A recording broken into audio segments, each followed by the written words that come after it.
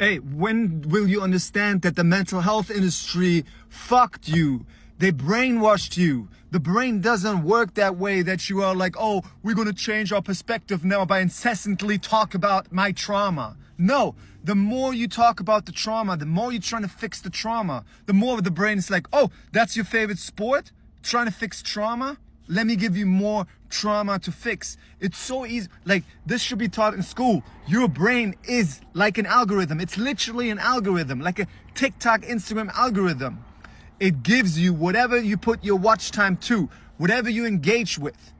When you spend time inside of your head ruminating about your ex, or the fear that you're going crazy, or intrusive thoughts, the brain's like, bet. You love that?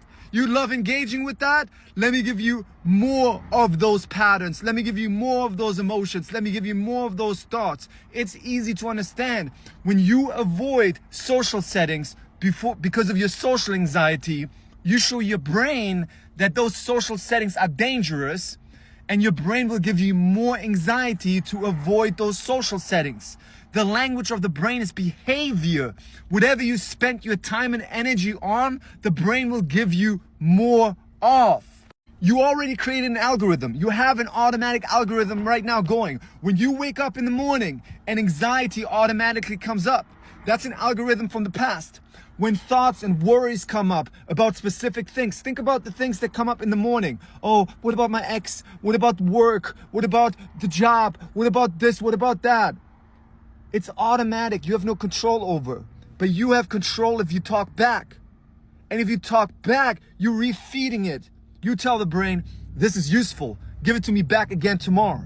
And when you talk back and ruminate right away in the morning, your brain's like, bet, you want to do this all day? Let me give you more momentum. You create a momentum. You have to understand life is about momentum.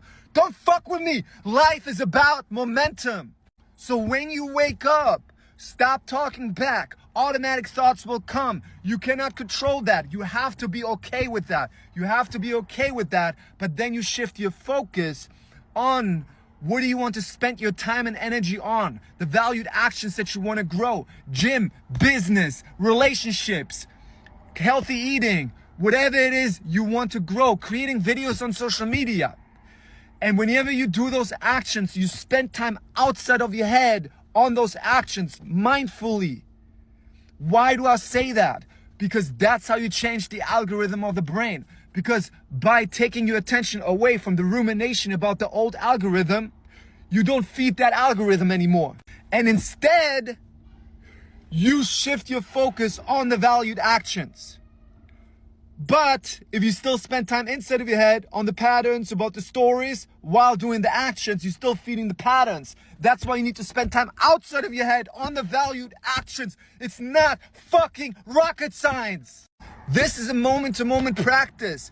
Your brain's algorithm has to change over time. It's exactly like a TikTok algorithm. If you've been watching penguin videos the entire time, your whole For You page is about penguin videos. Penguins dancing, penguins in the strip club, penguins in the army, penguin celebrities, all penguins. Now if you say, I don't want these penguins anymore, but you keep watching the penguins, you're like, why are these penguins still on my screen? Why are these thoughts still on my screen? Why are these emotions still on my screen? Why? The algorithm, the TikTok algorithm is like, oh, you still love watching the penguins because you keep watching them, even though you hate them, but you still spending time and energy on them. Your brain doesn't understand if you like something or don't like something. Your brain only understands whatever you engage with. That's why if you want to change that algorithm to a healthy algorithm, maybe a tiger algorithm where you see tigers, you have to accept that for some months the penguins still show up. But you have to take up more territory with shifting your focus to the tiger and doing more tiger things. And then over time, your algorithm changed from penguin algorithm to tiger algorithm. Don't even fuck with me. Don't even fuck with me. This kind of knowledge you can only get from someone who changed his own brain, because all these psychologists and therapists only regurgitate information from university. They never actually fucking change their brain. I'm not mad. I'm not screaming. I'm passionate. I'm lovingly passionate. Don't even fuck with me. So tomorrow when you wake up, you do the no brain method from my book. When the thoughts come in, the rumination, the anxiety comes up, and your first initial thought is, oh, I need to fix this anxiety. Oh, I need to fix these thoughts. You say, no brain. By saying no brain, you're showing yourself that you're not your brain, that you're not these patterns. And with the second sentence, you say, no brain, we walking right now. No brain, we getting up right now. No brain, we making breakfast right now. No brain, we on the chest press right now. You're saying the action that you're doing.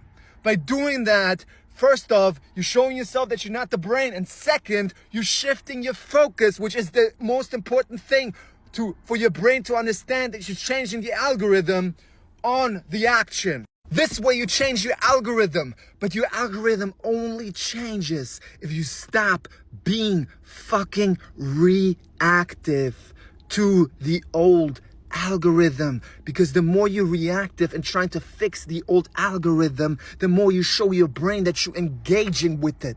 So you need to be proactively setting valued actions in your week. And when those come up, no matter what emotions and thoughts you have, you go do them, because that's how you show your brain that you are the boss, that you trust yourself to move forward in life no matter what patterns come up. And that creates emotional fitness. The more your emotional fitness you create, the bigger space you become for those emotions, which means same thing with weight training. You get stronger with weights.